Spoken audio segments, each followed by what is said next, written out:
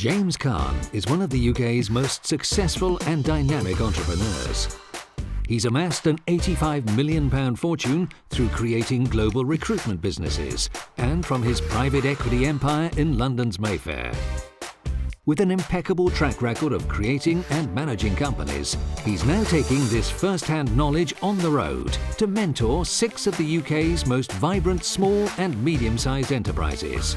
He's on a mission to navigate the entrepreneurs through the challenges they face, to seize market opportunities, and to boost their bottom line.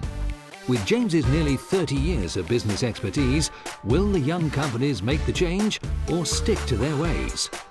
The Business Class begins here.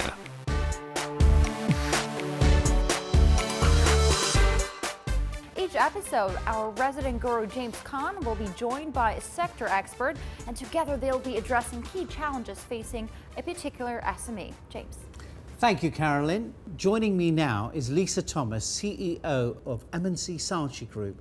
Okay, James, now for the grand reveal. Company 1, Blippar. This is a firm trying to leverage the augmented reality space. Let's take a closer look. Hi, I'm Ambarish Mitra. And I'm Omar Tayyib, and we founded Blippar in 2011 with offices in London and New York. We have 3 million users, 750 brands, and 42 employees. And our projected 2013 revenue is £5 million. Blippar allows the user to point any device to a real-world object, and from that image we can extract information and give the user some interactive content. And that content could be created by us or by the brand or by the user.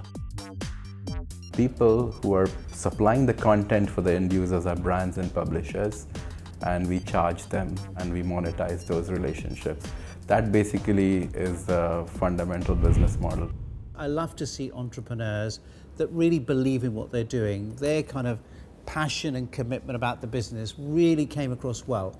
So clearly many uses, a good, viable opportunity. What was your thoughts, Lisa? I agree. I think the passion that they have is palpable, and that's always very exciting to see. I'll tell you what I picked up, Lisa. I think first thing is you've got to know it exists. Yeah. So that's kind of barrier number 1. Indeed. I don't know it exists. Barrier number 2 is I need the app before I can even experience the journey. Yeah. Secondly, when you look at Blippar, it seems to be more of a gateway. This is really something that enables the consumer to interact more with that brand. Yeah. The problem is they've got to know it actually exists first in order for that to happen. I think customer usability is so crucial. Each episode, our entrepreneurs give us their 2 biggest challenges. Let's take a look at the first one. One of our unique challenges is that we have to market to both brands and consumers at the same time. How do we effectively allocate our marketing resource so that we cater to both? As there's no point of having consumers without content, and there's no point of having content without consumers. I think from the statistics it shows that nearly 20 million blips have taken place. I suppose the key question is how many of those 20 million blips came back again? And from what I understand, they've got £250,000 as a budget. If you were going to advise them how to spend that £250,000, how would they spend it? I would very strongly think about some very close partnerships with with brand partners. Maybe a big brand partner, maybe one single big brand partner might be a good way to spend it, with some influence on the content and the nature of the promotion. And I would also think from a consumer point of view about the role of PR and maybe social media and blogger outreach with such a small budget. In a minute, I'm going to grab the founders, but first let's bring you challenge number 2. One of the challenges we have as a business is consumer behavior. The behavior to blip means to hold your phone in the real world and make things come to life. How do we make to blip, like to Google or to tweet, a global phenomena? I think firstly what you need to do is make sure that what you have is something that the consumer really sees value in. I remember when Google first came out, accessing crucial information when you needed it, I think was absolutely critical. The question is, how does Blippar make itself into something that becomes a must-have? I think Blippar need to think about the things that are going to make people, instead of downloading Blippar once, using it for a Tesco promotion or one-off promotion, how it can become part of our normal behaviour. That's when people will talk about it, they'll use it all the time, and they'll start talking about blipping. Do you see that kind of demand out there for people wanting and needing something that's going to make that sort of difference? I think it could be. What's the missing ingredient? I worry that there is a focus on sort of short-term excitement rather than ongoing, longer-term real value. I think if we can think of ways to create that real value in certain sectors or in certain spaces or certain incidences in our lives, I think it could become really interesting. I mean, I think anything in today's world that becomes a global phenomenon, the first thing you need to do, you've got to be in China, you know, one of the world's biggest consumer markets today. You've got to be in India, you've got to be in Australia, in Canada.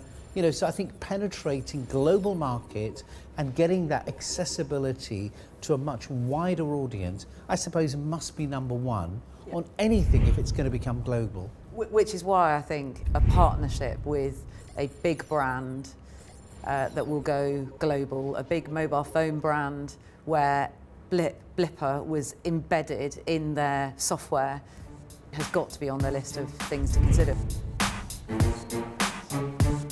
James, nice to meet you. You must be Emma. Well, gents, welcome to the business class.